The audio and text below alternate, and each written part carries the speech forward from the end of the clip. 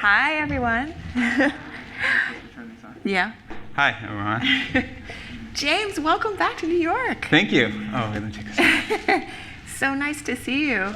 And I told James when we were chatting in the green room that I have to personally take a minute to gush a little bit, because I think, like a lot of people in this room, Afropunk, the documentary, changed my life.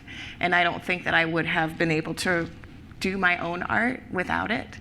And it's going to be 20 years old next year, which is wild. And I remember being at a screening and being in tears watching it.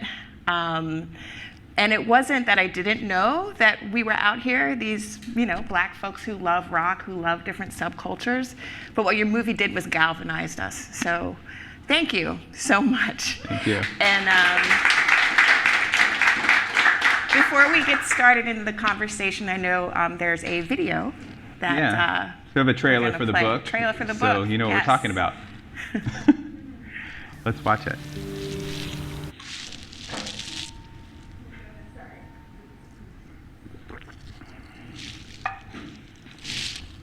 That's not us.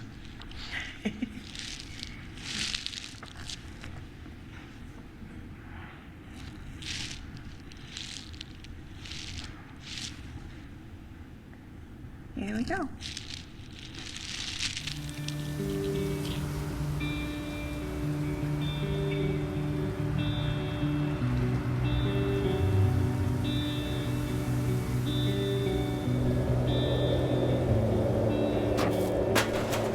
I've been punk most of my life.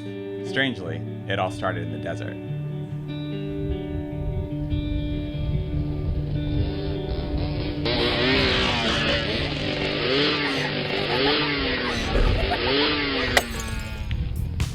I wanted to write a book about the first year I found punk, but it ended up being about so many other things.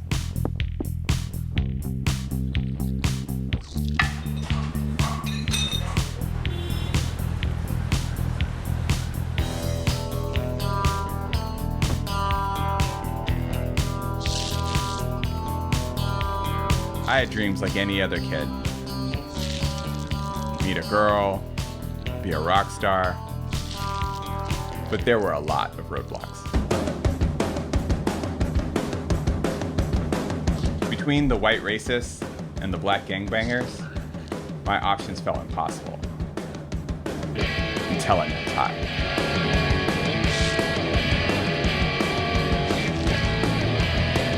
He introduced me to punk rock and changed my life forever.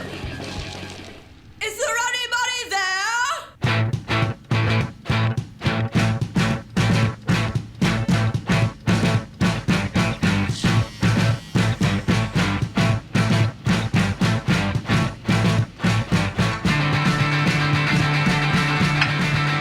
Was you loud on Saturday night? And what do you know? I know I'm around. Guitar so sound, sound like nothing at all. When you're playing around and moving behind, oh, what you think? Must such a TV show. You love say go. You can cut off. Awesome.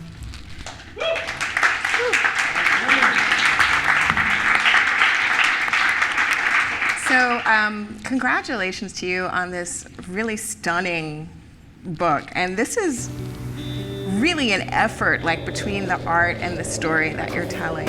I've been punk most of my So life. I just want to talk a little Strangely, bit it all generally started in about the desert. book, and then we're going to do some excerpts and readings, and we'll talk some more. So Afropunk the movie told a lot of our stories, right? And of an underground scene and subculture that wanted you're to write a very much book a about part the of, first and year I yet found in punk. that film you stayed But it ended up very being about behind so the many other scenes, things.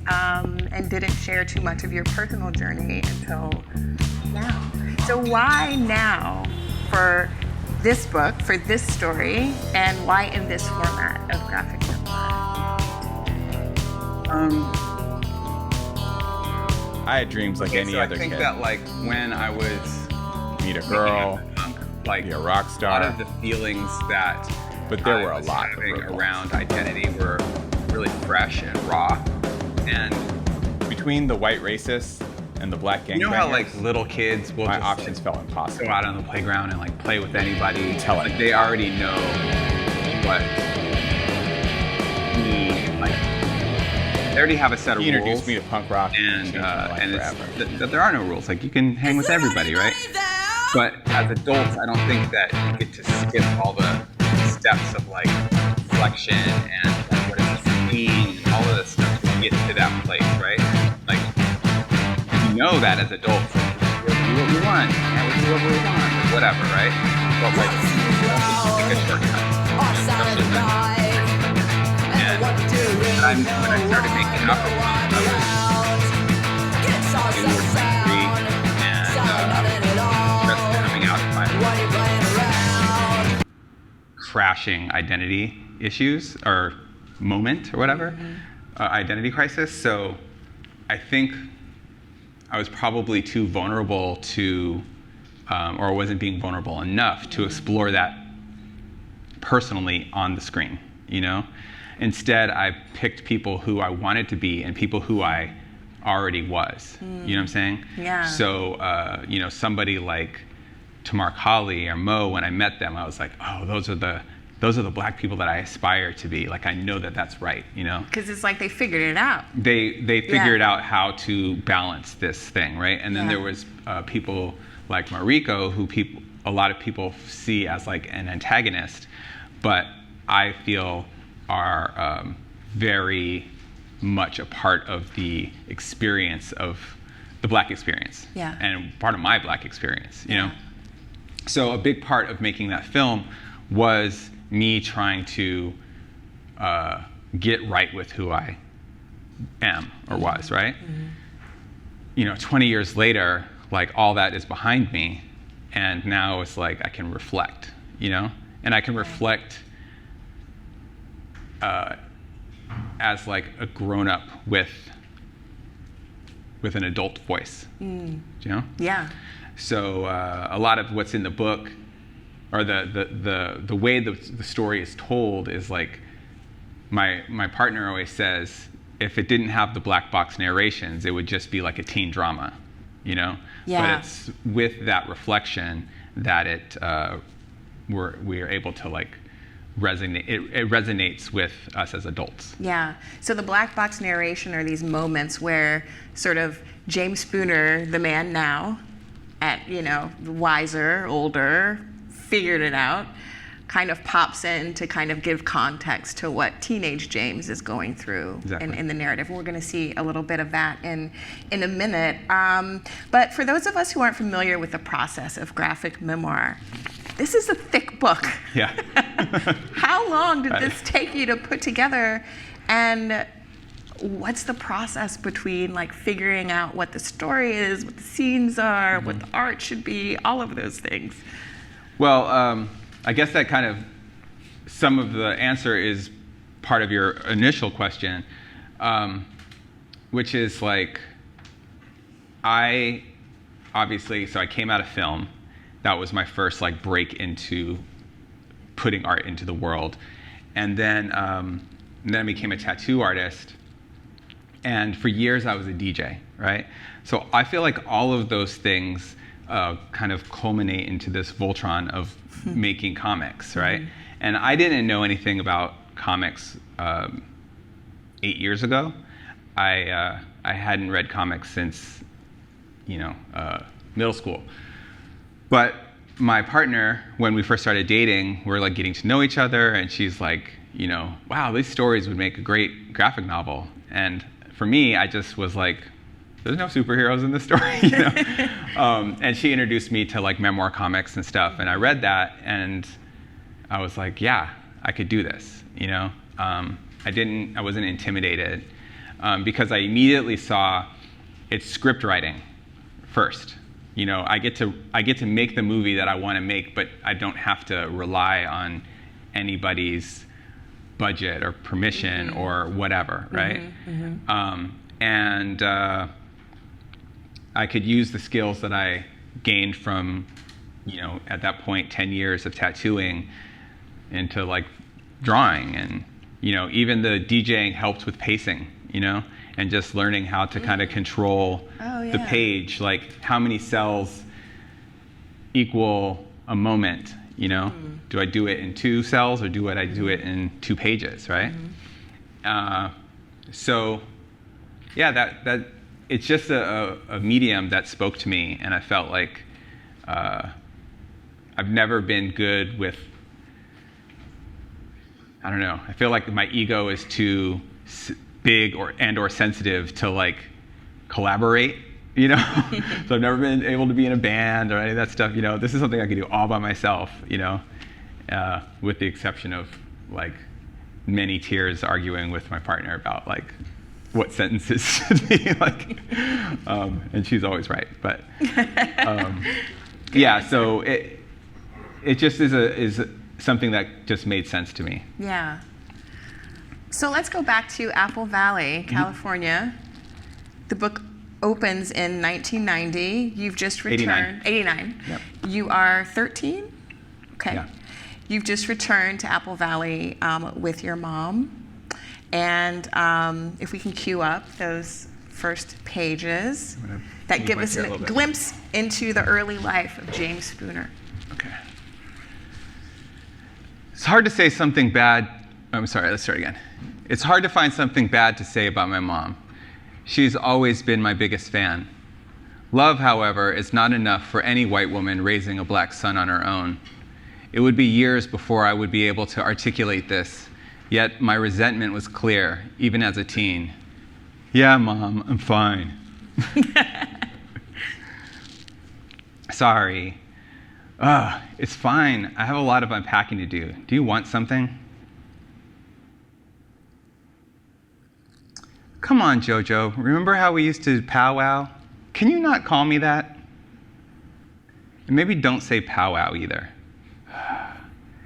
Hey, you know, school starts Monday. I bet all your little friends from Rancho Elementary will be glad to see you again. Oh, now you care about my friends. 2 years prior, my mom and I moved to Panama to live with her Air Force boyfriend. Shortly after they broke up, we landed right back in the desert. This, coupled with the trauma of losing my sister and my parents' divorce, left me with a lot of resentment. She really was doing her best. She was the only person I could safely lash out at, and I did. Whatever, it doesn't matter. I'm good at making new friends anyway at this point. You know what we should do? What? I was thinking we should take a trip to Venice Beach tomorrow. Like old times, one more adventure before school starts. Yeah? That'd be cool. She was trying to break down these newly constructed walls. Venice Beach was a good angle.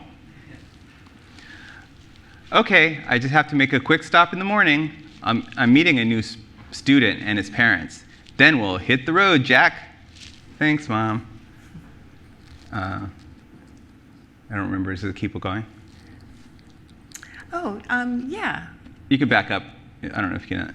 Venice Beach had a reputation for world-class skate spots, but I was also on a mission to find a cooler record store than the one in the Victor Valley Mall one town over. In elementary school, I had only listened to rap, but in this Bon Jovi town, that made me weird. By 1989, pop MCs like Vanilla Ice and Hammer had ushered in new fans of rap music, the same mullet jocks who once made fun of me. They co-opted the culture, but were still inherently anti-black. I'll leave you to it. At this point, I had developed too much angst for what the mainstream was pushing. I was ready for something new. Next up, Bill Danforth. Skateboard videos introduced me to a new genre, punk rock. It all began here. Sorry. I did have a couple glimpses into punk prior. First was Spud, my 4th grade summer camp counselor. His idea of a wake-up call was tracks off Suicidal Tendencies' first LP.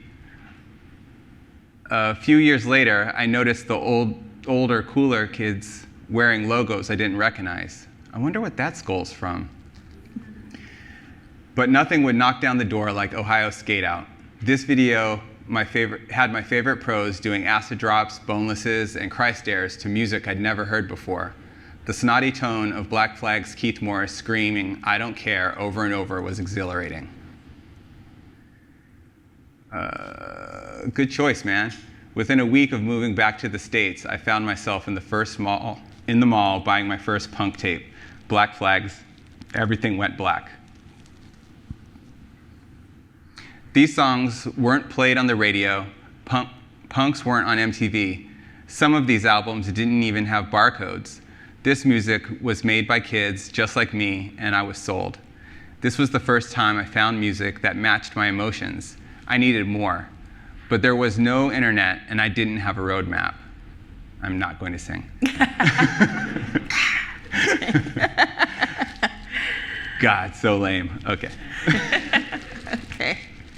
So one of the many things that I admire about this book is that there are moments that I think anyone who's been a teenager can relate to them, like feeling a little bit, distance from your parents, feeling bored and frustrated, feeling hormonal, and at the same time it's telling this very specific coming of age story and about your loving punk.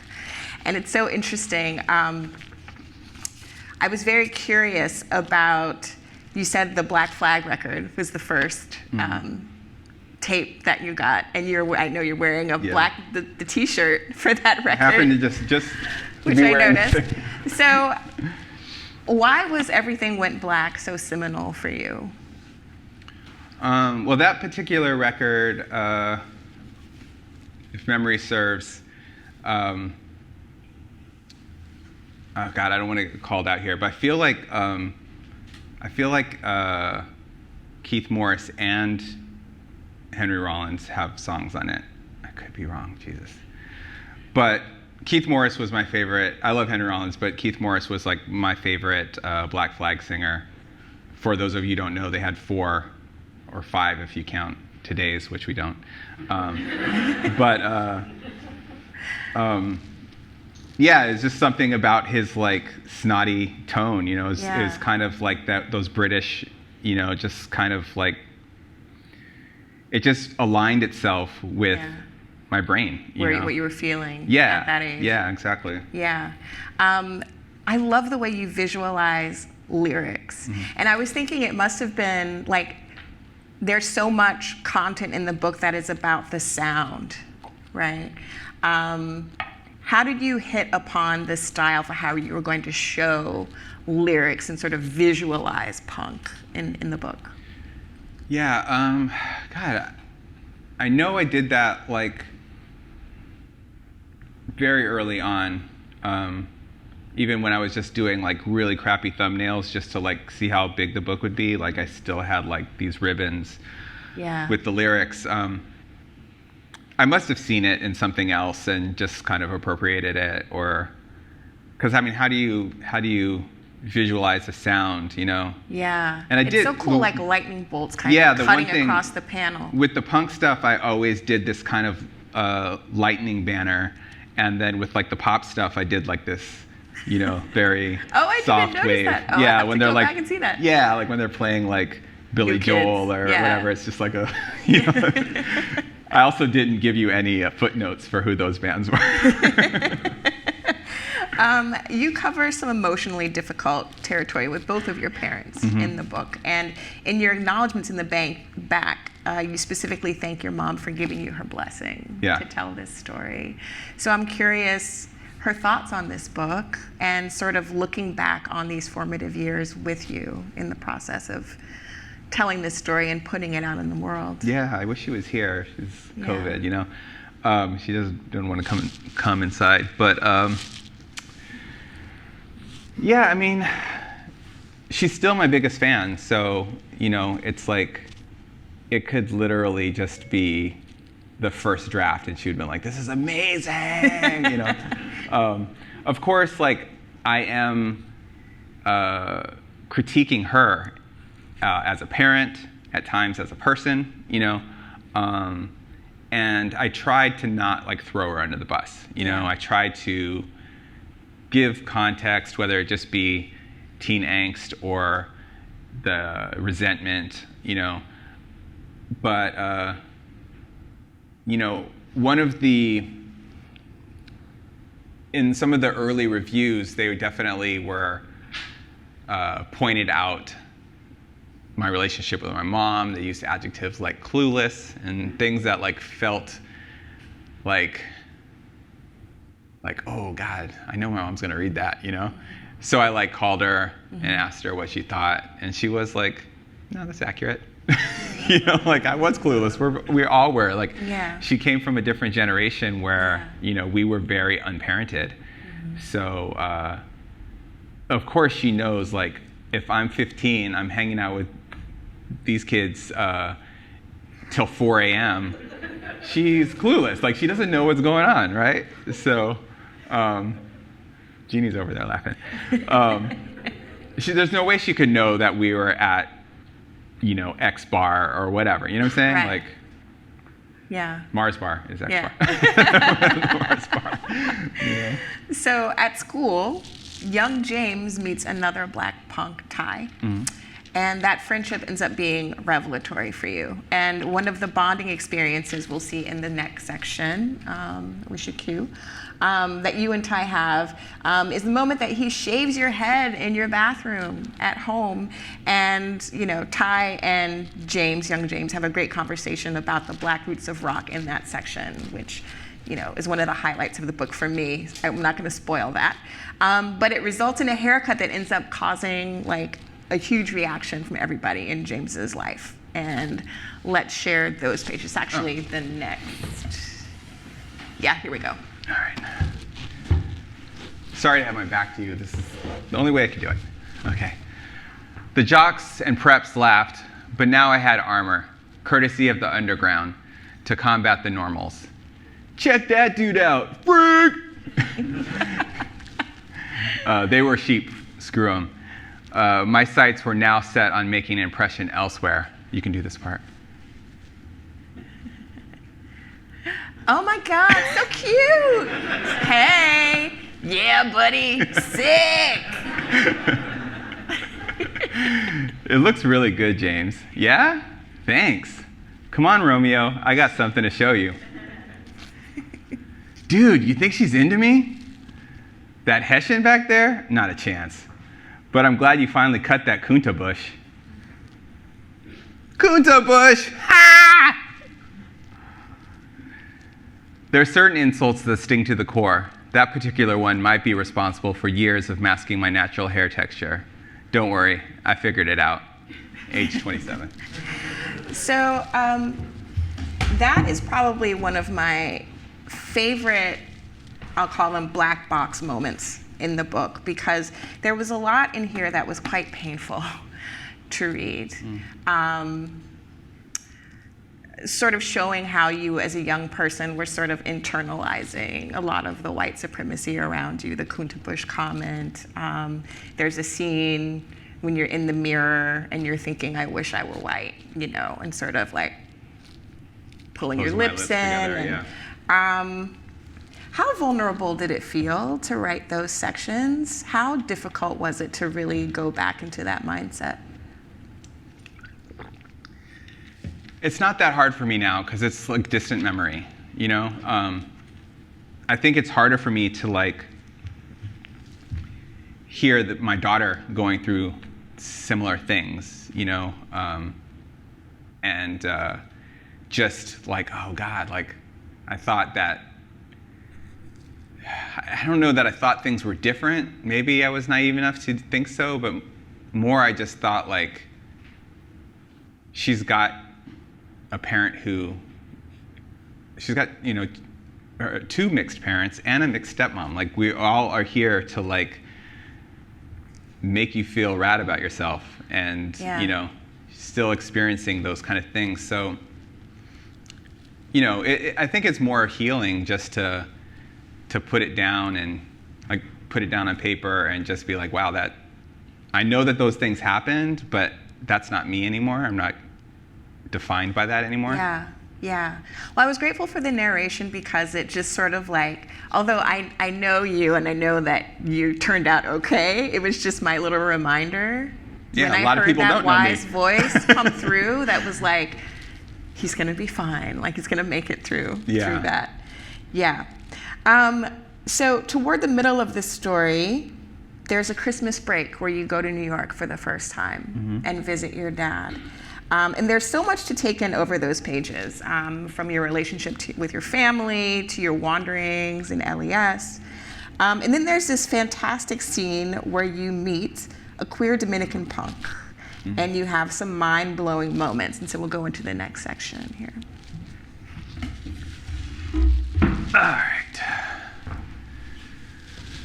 All right, just to set it up, there was like, we were in a record store, and there was like kind of a, like she said, mind-blowing argument between this Dominican girl and some like bonehead white dude. So I'm like, holy shit, and I'm gonna follow her. I didn't know who this girl was, but I had to find out. So I swallowed my fear and ran after her. Hey, say something, James, say something. What the hell do you want? Oh, wait, wasn't. That was just really cool what you said back there. I mean, I agree with you, I think. You think? I mean, I do. I'm sorry. I'm not from here. Oh, God. That place, ABC No Rio, was it a club or something? ABC No Rio is a gallery, art space. Mike Bullshit just started doing shows. Eventually, we'll start cooking for Food Not Bombs there. We'll have a zine library. Zine? Food Not what? Moments later, yes! What is it? Quarter cookies. Accidentally vegan. Score. What's vegan mean? Again, so much to learn. People get so caught up in their personal politics. You're black, so you care about civil rights, but you're a man, so feminism goes over your head.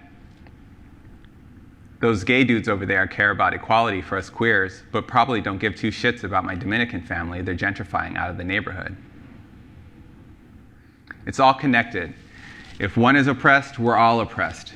That's why I include animals in my politics. Animal agriculture, slavery, the prison system. Unbridled capitalism is designed to crush whoever it can. You just need to connect the dots. Punks have been pushing intersectional politics since the 80s, exemplified by the DIY venue Gilman Street's front door that reads "No racism, no sexism, no homophobia. Punk positioned me to listen." Oh, and don't follow women on the street. You're a threat. I'm not, you got a dick? Yeah? Then you're a threat. Know this. Sorry about just be an ally. Yeah. So we get a little taste of what you were picking up there, but talk about a little bit more about that first visit to New York and how it made your identity as a punk more complex or more solid, I guess. Well, we were talking at the other event with the other panel about ways that people get into punk. And for some, it's the politics and people have certain politics and culture, and then they find punk and it's like, oh, this is what I am, or this fits with me, right? And for others, like me, it's like fashion and aesthetics and the music, and just feeling like connected to that anger and the way it makes people react to you, right? Mm-hmm. And then you find out about politics, and it's like, oh, for me, I think that for many years, even after my visit to New York, punk rock was just like this scene full of misfits that I hung out with, and we like fucked around, and that was my crew.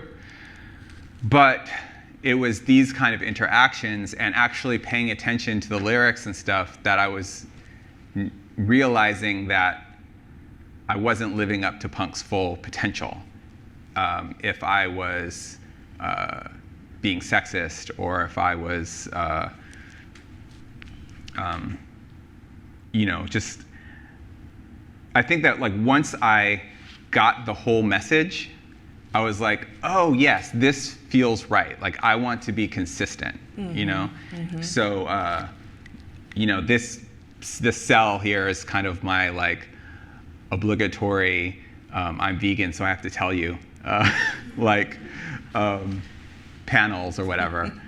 But, that was like a huge moment to like, I didn't become vegan then, but a couple years later, and, and that along with all the other politics that I gained at a very early age, like set the course for the rest of my life. Yeah. And you would eventually come and live in New York. Yeah. How old were you when you moved to New York? I just turned 15. Okay. And then how long were you here? Oh, in general? Yeah. I stayed until 19, then I left for 2 years, and I came back and stayed until like I was 30 something. What's it like to be back? You've been away now. You've been in LA. Yeah, I moved to LA like a long time ago. Do you feel any of that spirit still here in places in New York? I know the city has changed so much. The city has changed. Yes and no. There's like, when I got off the plane or when I was taking the Uber from the airport, and just like smelling the New York smells and like, even the bad ones, it's like, oh, that's New York, and going, the majority of time I lived in New York, I lived just on Crown Heights, and that like seeing my favorite like roti spots and just being like, oh my God, like, there's those things. And, but a lot of, like when I was making this, prepping for this book, I came here one summer and I just went around and I shot like hundreds of pictures of where the places where we were, right? It was basically like a walk from Astor Place to like Tompkins Square Park and a little bit around, right? Yeah. And I was just looking for anything that was the same Yeah. as it was in the 90s, And some of it was like, okay, well that building is still the same, But I'm like taking pictures of like, well that garbage looks the same, It's like, like I'm trying to get shots that like, but a lot of it's just a completely different, even facade, Yeah. So I loved seeing that old New York kind of captured, because I've been here now over 20 years too. Yeah. And sometimes I just, and I tried to like, different. I remember going on Facebook and being like, like anyone who was around in the 90s remembers like Cost and Revs and like that graffiti, but then it was like, who are the other ones, and probably Damien was like, oh, you got to put, and just nailed down like, all these other, like what stickers were people putting up.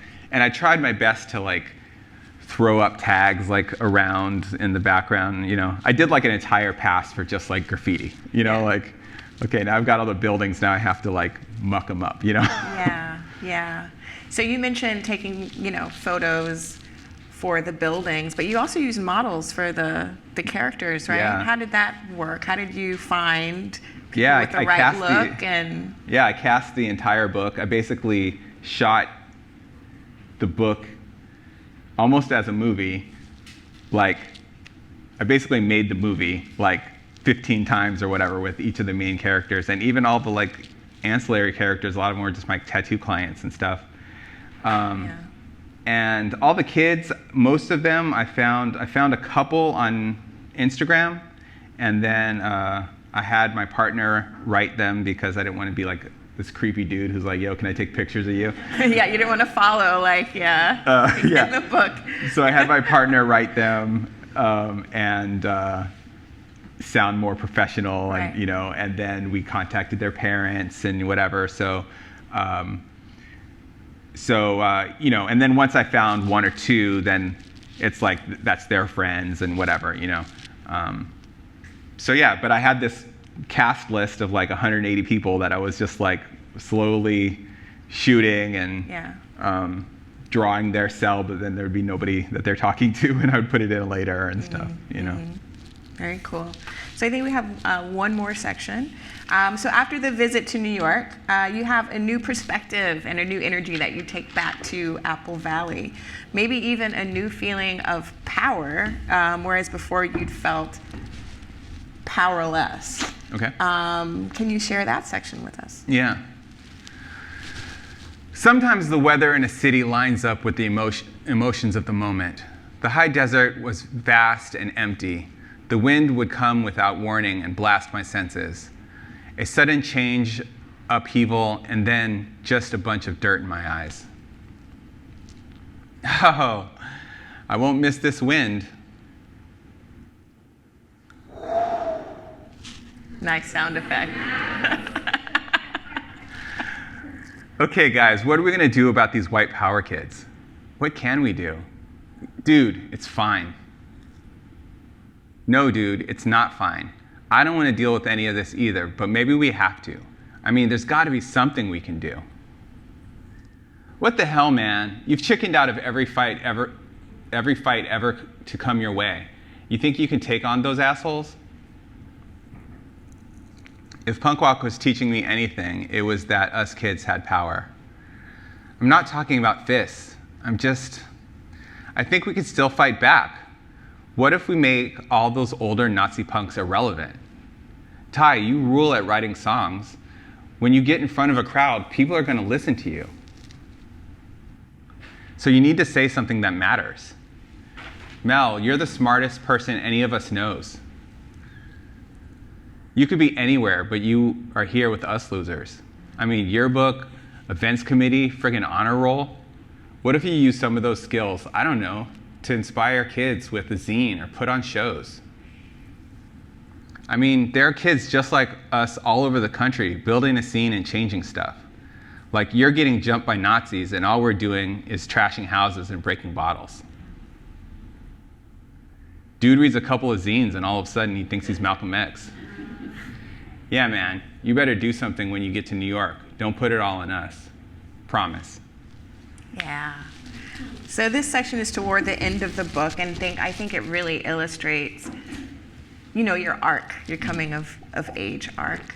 So, and this is also a glimpse of kind of like a DIY aesthetic that you end up embracing. Can you talk about a little bit how you kind of took some of the ethos from that and moved forward into the rest of your life, really? Yeah, I mean, DIY is everything to me. And like, for instance, when my book, with this book coming out, the expectation was that I would do an event, probably this one, and then I would do an event in LA, and if I won some awards, maybe I'd go to another event or whatever, just be a couple things here and there, But I have like almost 30 things planned so far for the next couple months. And that's just because I'm like doing it myself. I'm like reaching out to people. I'm saying like, all right, I guess it's just about like knowing your audience, right? And then going to them. Yeah. So it's the same thing I did in booking bands for tours for bands in high school or doing Afropunk in the early days. It's just like, I know there are people who are interested or would be interested if they had the opportunity, and I don't expect the mainstream is going to be coming and knocking down my door to like promote my punk stuff, Like, in a lot of ways, my punk stuff is anti-them, Mm-hmm. So I appreciate when I have the opportunity to speak to anybody. But I know that if I put on a show with a bunch of bands and we have a book talk, that those people who come to that show are going to be people who want to get my book, Mm-hmm. So. Yeah. Can we talk about your blurbs? Like, okay, I was freaking out I took a picture of the back cover and sent it to my husband, and I said, I'm right underneath Kathleen Hanna. I'm freaking out. You have Ian MacKaye, Kathleen Hanna, Alison Bechdel, oh gosh, Brontes Purnell, John Norwood Fisher. So what was it like knowing they were reading this book and loving it? How did it feel to get that praise back? Well, first of all, I'm all about demystifying the process, okay? Because I think it's in so many worlds that we're not part of, it's like, oh my God, like how did that happen? You know, like you were on this radio or what, how did, you know, like everything is nepotism, okay? So there are people who have read my book who like actually bought it. Like the other day, the original founding drummer of PIL, like went on Facebook and was like, this book rules. And I was like, awesome, because that's organic. Like he went into a bookstore, he bought it, and he was like, yes, this is rad. Like Kathleen Hanna, I don't know her. Our agent knows her, you know? Hey. You know? Our punk rock agent. Yes. Say. Like props to him, but like that's how that happened, you know? Ian MacKaye is Ian MacKaye. Like you want to get a hold of him, it's ian@discord.com. Like he's fine, totally approachable, you know? You know, all the Kimya, Brontes, like those are all people who I know, but like Alison Bechdel, even you, I don't know if, I feel like PJ might have introduced us, you know? Or maybe I knew about your book, but then I was like, hey PJ, do you think? So, you know, so it does feel good. Like when I got Kathleen Hanna's review, like, yay, I feel validated. You know, I get Ian MacKaye's, yay, you know, like it feels good, but it's also like, you know, nobody's paid, but it is like, you know, hey, hook my boy up, you know? Like that's... Well, it's very impressive. That's how it goes, you know? I mean, the thing, I guess, is that if they didn't like it, they wouldn't have done it. Yeah. You know? Exactly. They would never put their name behind something. Yeah, there's a ton of people who like either didn't have time or just maybe they didn't like it or whatever, that just didn't respond, you know? Yeah. It's fine. And I have one more question, and I think we're going to open it up to audience questions, so please think of your questions. Next year will be 20 years since the Afropunk documentary. Mm-hmm. In that time, you have had a daughter who is two. Mm-hmm. Around the same age as you were. Yeah. Have they read the book? And what is it that you hope they take away from she's so mad she's not here, because this would be a good time for me to bring her up to say something.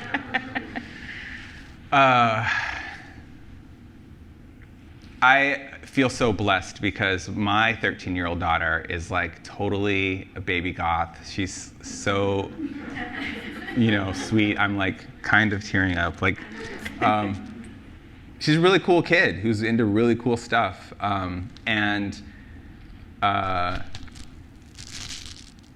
Not even all stuff that I've introduced her to or my partner's introduced her to, but like, you know, now she's on her own path. You know, she got COVID a couple weeks ago. She's fine. But in the 2 weeks of like being by herself, she like started learning how to play bass, and you know, like, cool kid. Oh, your heart must just be. She does roller derby. She's like so cool. But so I didn't let her read the book until it was done because she was like 9 when I started it. You know, but by the time I was done, she was 12, and I felt like she was mature enough. And I remember watching her reading it in the car, and she got to like the last page or whatever, and she closed it and took a deep breath and then put her hand on my shoulder, and she was like, relatable. What a great note. What a great note to I was like, could that be a blur?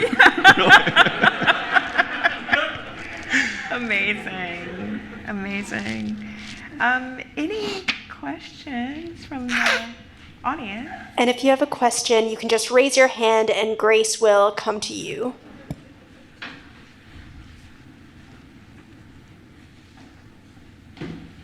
Well, I'll ask one while we wait. You're already at work on a new book, right? I hear, kind of, maybe. Yeah, I mean, I'm trying to write prose, so I have a book that I haven't started pitching, so I don't know if it'll even get off the ground, but I feel confident enough, and it's going to be probably 3/4 prose, 1/4 comics, and it's basically my Afropunk story. Like, the first half of it is more of my teen years and really developing all the politics and all the things that led me to make Afropunk. Mm-hmm. And then the next half is like that time through my Afropunk till when I left. And then there'll be like a section of like, I haven't exactly figured out how, because I don't want to like get into the last 15 years of Afropunk and like what it's become. Mm-hmm.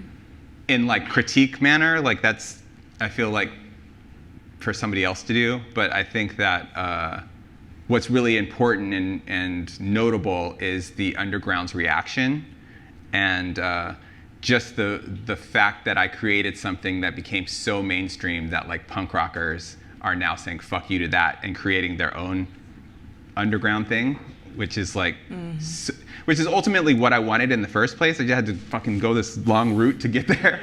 So yeah, so I haven't figured out how to do that, but yeah. So anyways, I'm like 100 pages in.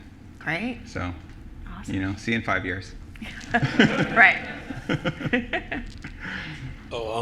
My question is actually about the drawing process. Was it like pencil and like, ink ink on Bristol, or did you do it all digitally? Like, how was your approach for that? I did everything on the iPad, Procreate. Yeah, that's it. I will tell you,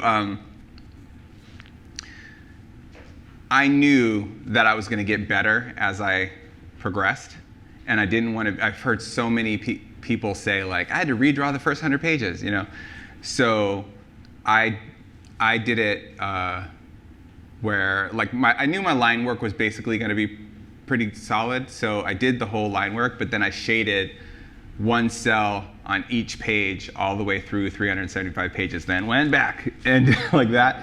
So so that I could be like, I just feel like I would fill up the front and then I get tired and just not finish or something, But also because I knew that I was going to learn things along the way, and it wasn't going to be like, the back looks amazing and the front's like, Yeah.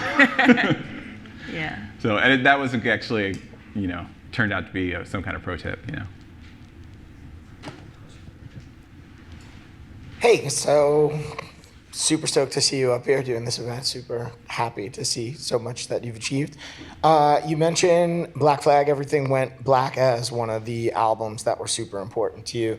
You mentioned some of the illustrated fiction that your partner had recommended to you that helped convince you that this was a viable medium for your story.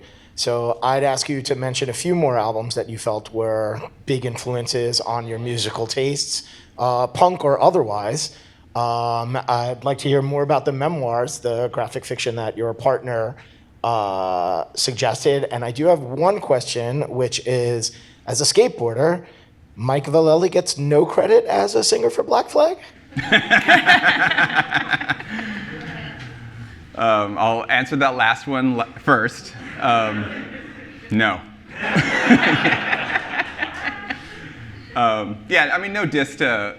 So those of you who don't know, Black Flag broke up in like '86, but they had like 26 members or something over the course of that time, like from their years. And in the last, maybe like 5-6 years ago, many of the members got together and started performing without the one guy who was always in the band, who wrote all the songs, because apparently he's a dick. I don't know. So they went out and started playing, and then that guy sued them. So then they had to start playing as Flag, featuring members of Black Flag. And then he went out and started doing his own Black Flag with like a couple of original members, and he ended up having to get Mike Vallely to sing because none of the original singers would touch him. So that Black Flag doesn't count. Flag is the superior Black Flag. Okay, I'm sorry. So, I mean, other kind of early punk bands that were super influential, or I mean, it's just the 101 punk bands, you know, it's Misfits, Minor Threat, Sex Pistols, Buzzcocks, like Bad Brains.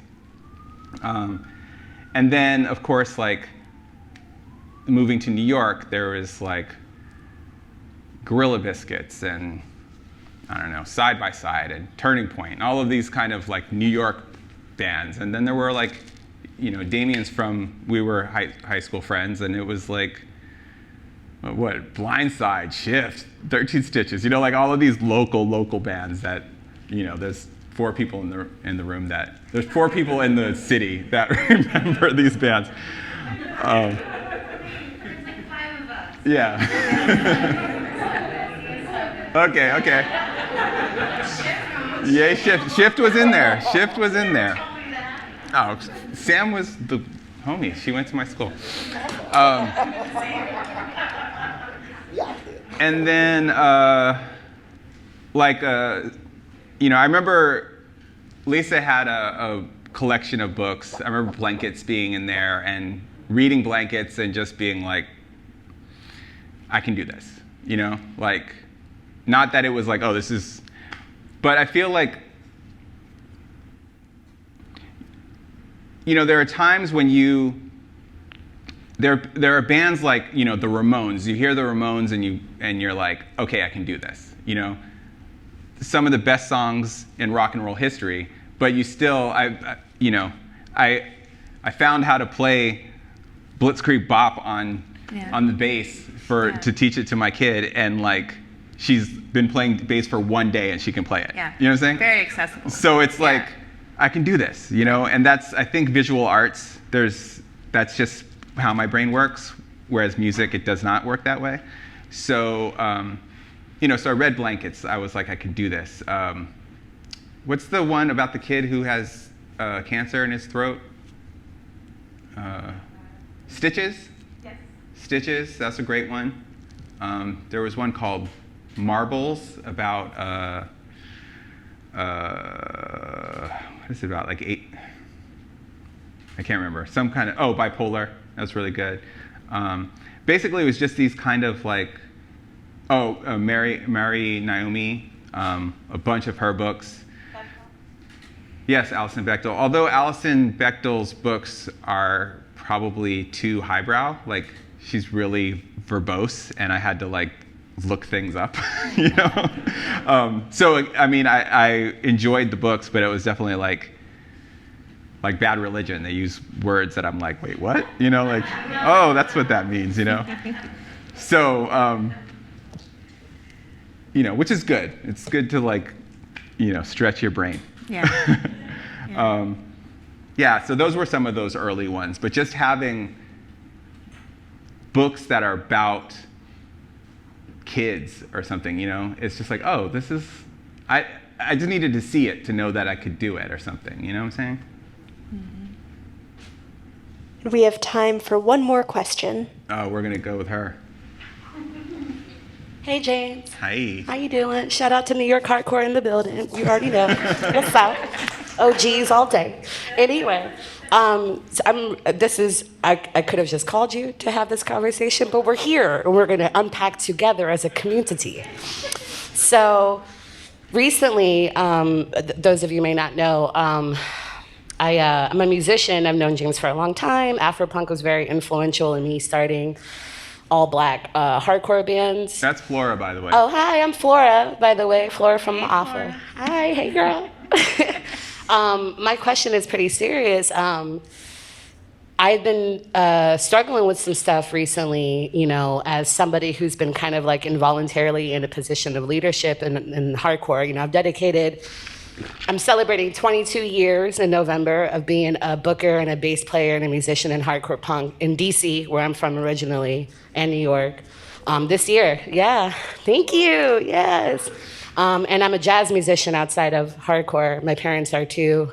And identity has always been a huge thing. And Afropunk, the documentary, I remember the skinheads in my community, and when I first shaved down, they bootlegged. They're all Irish and Italian from, DC, Capitol Hill.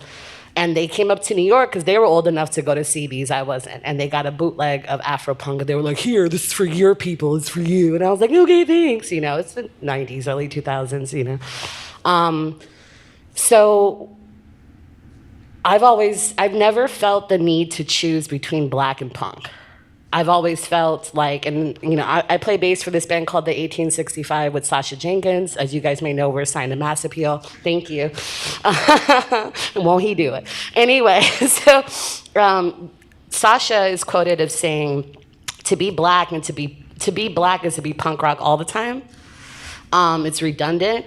I never had the our generations, and those of us who are in our 30s, 40s, and 50s, our generations never really had the luxury of that as being like black and Latinx and hardcore and punk from back then. We're having this vocabulary now. A mutual friend of ours and I had a conversation recently about one of my first times going to a New York hardcore show with them for their band. And they opened for, I think it was Scream and Agnostic Front played together. So it was like a New York, DC moment. And we went out to dinner, and he's also a black punk. And they told me a story that James was present, and they told me that they had to choose, that day they felt they had to choose between being black or punk, and they chose punk. And it took all the strength of Asada Shakur in my bone marrow to not get up and flip the table and walk out and say, this ain't for me. But I chose to stay and be like, well, that's your narrative. That's not mine. That's coming back up right now, and I'm glad that you're here. And I was going to talk to you about this personally, but I think there's a lot of people in the room that can relate to this or should be listening. I have black punks on one side, some of them, not all, telling me that they have to negate their blackness to be punk. Never in a million years did I ever think that we would have to do that. That is how we grew up. Let's be real. Let's not glamorize the 90s too much, because it's not perfect. But now I feel like today we don't really need that. So we have one side of me, I'm getting black punks, fans of my bands, people that we know, that we grew up with, telling me they'll choose punk before black. And the fact that they have to choose is just, what are you talking about? Makes no sense. And then on the other side, I have other black people that I care about, or people in my community, in my academia, my professional life, whatever, that are like, oh, you're into that little, punk rock? Yes, I love Sum 41. Yes, whatever. And I know, you know what? I'm leaving. I'm about to say something really taboo. Y'all bear with me and just help me unpack this as a family. All right, we here. Sometimes, I'm West African and Brazilian, and I've seen it done within my own family, from, Nigerians versus Brazilians, whatever. Sometimes I feel like there are other black people in our community that wear punk and hardcore as a costume once a year for a festival that none of us are represented in, or that have anything to do with anymore, that's hyper-capitalist and doesn't really represent the voices of those of us who are black that came from CB's, Bond Street, Coney Island High, Wilson Center, Kaffa House, U-Turn, everything. We're still here, and we're still putting in the work, and we still do our festivals, our Punks of Color Festival in Brooklyn, and Muchacha Fanzine, and Frijolera Riot in San Antonio. We're still out here and we're not represented, and sometimes it hurts, and sometimes it's really hard when I see other black people that even have a little bit of blue in their hair, and I'm like, yay, cousin, come home, you know what I mean? And they're like, oh no, whatever.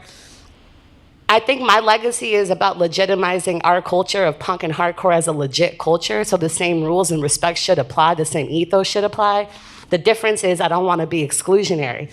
So I'm struggling with dealing with this new issue that's coming up for me. And maybe it's always been there and I didn't see it. But I have some black punks being like, hey dude, yeah dude, whatever, yeah, at shows, and then pick up the phone like, yo, what's good? You know what I mean? And then they're telling me they don't want to choose between black and punk, but if they could, they'd choose punk. And then on the other hand, I'm having other people, telling me they know what hardcore and punk is. And then when I correct them that that's not true, and then I follow up with, but come to a show, come hang out, let's introduce you to it. They don't show up.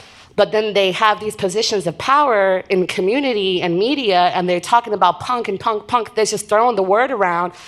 I don't know what to do right now. Like, I feel like I do, but I feel like I need my OGs to kind of band with me and I'm too much in my head. I'm overthinking it. Sure. And I was going to call you to talk about it personally, but I think we should all, it's happening. I mean, you and your book and what you've done with High Desert and what you've done with Afropunk, and I've said this to you many times, and we've all said it before, black punks like me and hardcore kids especially, like myself, we stand on those shoulders. Like, if you hadn't made that documentary and I hadn't watched it, I never would have been in Curbside and I never would have started my AFA. I started it as a response from watching that documentary.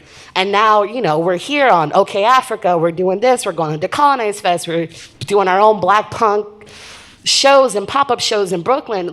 We wouldn't be here without that, without Sister Girl riots, without everything that we did. So I want your opinion. What do I do? Okay. Well, thank you for that.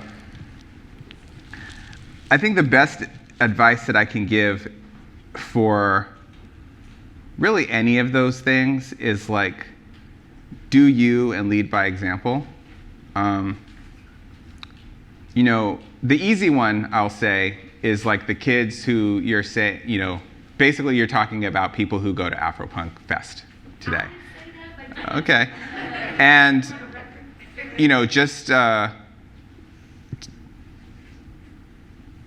okay, let me just give you a quick, for instance. Well, let's use Pride as an example, right? We all know that Pride has become very corporate. There's a lot of critiques around it, And for a lot of people, it's just a weekend to put on rainbow outfits and whatever. And clearly for other people, they fucking need Pride, And both of those exist in the same space, And there are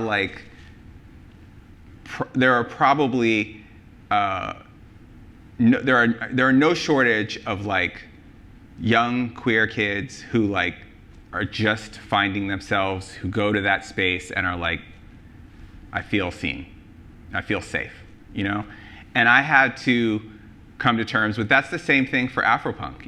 I meet people who are people I tattoo or something who are oh, you made Afropunk?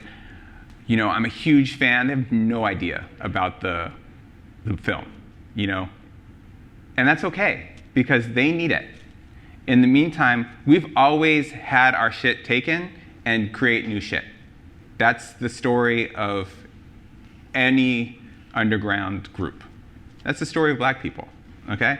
So, just like our grandfathers and grandmothers did before, take the shit. We're doing our own shit here. So don't worry about those people, And then as far as the black folks who think they have to make a choice and all that stuff, again, it's if they're your friends, then you can go hard and try to show them the way. If they are just people in the scene, well, they have their own journey, And, just the other day, I did a talk, I did a book event, and we had a band play, and the band, the singer, the band was all of color. The singer was mixed race, very light skinned, and he said, "I'm not black, I'm not punk, I'm not white, I'm Californian." And everybody was like, "Woo!" And I was just oh God, I wanted to just reach in there and hold him, But he's a 40-year-old man with a doctorate, It's not, So I'm like, you know what? I made Afropunk. Watch it. You know, like all I can do is lead by example, because you can talk till you're blue in the face. That's not their experience, you know? And there was a time when that was something I may have said or I may have thought, you know? And look at me now, you know? So, so, you know, they have to make their journey, and hopefully they're young and they won't embarrass themselves for too long. But maybe they never get it, and maybe they're just like happy in their little punk rock bubble, you know? That's got nothing to do with you, you know? So just find your people and let other people be them, you know? Yeah.